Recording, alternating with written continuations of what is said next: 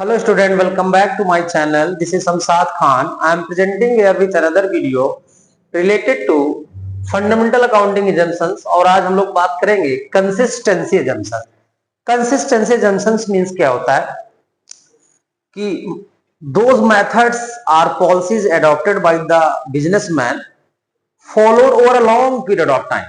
कहने का मीन्स ये है कि जो ऑर्गेनाइजेशन है, जो बिजनेस है, जिस भी मेथड को अडॉप्ट किया है, किसी भी मेथड को, तो थोड़े समय, कुछ समय के लिए उसको फॉलो करे। जल्दी जल्दी चेंज करने का कोई मीन्स नहीं होता है। कहने का मतलब है कि जिस भी मेथड को ऑर्गेनाइजेशन या बिजनेसमैन ने अडॉप्ट किया है, उसको साल 2 साल उसको अडॉप्ट करके देखिए बिजनेस का रिजल्ट कैसा आता है। अगर फ्रीक्वेंटली आप उसको चेंज करते रहेंगे तो उससे आपको कोई रिजल्ट नहीं मिलने वाला है। तो कंसिस्टेंसी जंक्शंस क्या सिखाता है हमको कि जो भी अकाउंटिंग पॉलिसीज, जो भी अकाउंटिंग प्रैक्टिसेस, जो रूल्स, जो भी मेथड्स ऑर्गेनाइजेशन अडॉप्ट करता है, उसके कुछ समय के यानी long period of time, over a period of time कम से कम उसको फॉलो करे। For example, there are 2 methods of charging depreciation, written down value method and straight line method. अब 2 मेथड्स में जिस मेथड को भी बिजनेसमैन ने अडॉप्ट किया है उसको कुछ समय तक लेकर के चले, कम से कम 1 अकाउंटिंग ईयर, 1 साल उसको देखे, उसका रिजल्ट क्या आता है। अगर रिजल्ट अच्छा नहीं आता तो मेथड शुड बी चेंज। वो चेंज कर सकता है। कंसिस्टेंसी का मतलब it does not mean method can not be change. Method change हो सकते हैं अगर रिजल्ट बेटर नहीं है। अगर रिजल्ट बेटर आ रहा है, सब कुछ सही चल रहा है, तो don't frequently change the method. Consistency आपको लेके चलना है। इसी तरीके there are many methods of valuation of inventory. Inventory के बहुत सारे मेथड्स हैं। FIFO method, LIFO method, HIFO method, MIFO method.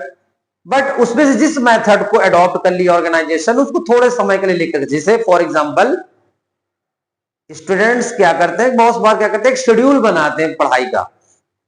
इतने घंटे अकाउंट्स पढ़ेंगे, इतने घंटे बिजनेस स्टडी पढ़ेंगे, इतने घंटे इकोनॉमिक्स। तो आपने जो भी शेड्यूल बनाया उसको कम से कम महीने 2 महीने फॉलो करके देखिए उसका क्या रिजल्ट मिलने वाला है।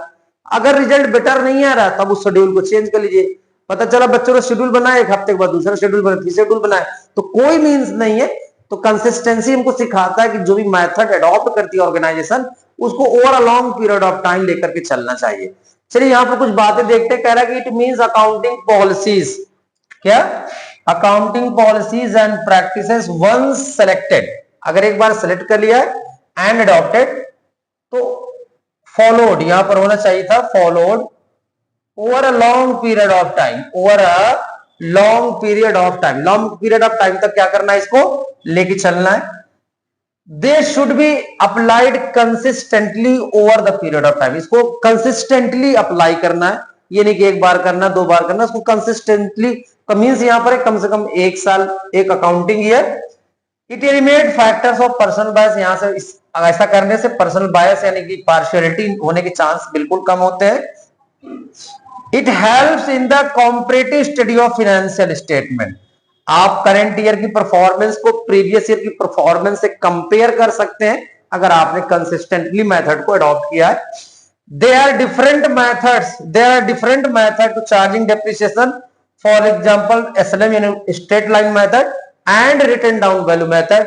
दोनों में से जो भी मेथड कंपनी या बिजनेस ऑर्गेनाइजेशन अडॉप्ट करता है, कंसिस्टेंटली उसको फॉलो करे। Policies can be change. ऐसा नहीं कि कंसिस्टेंटली लेके चले, लॉस हो रहा है, रिजल्ट अच्छे नहीं, फिर भी उसको कंसिस्टेंट नहीं।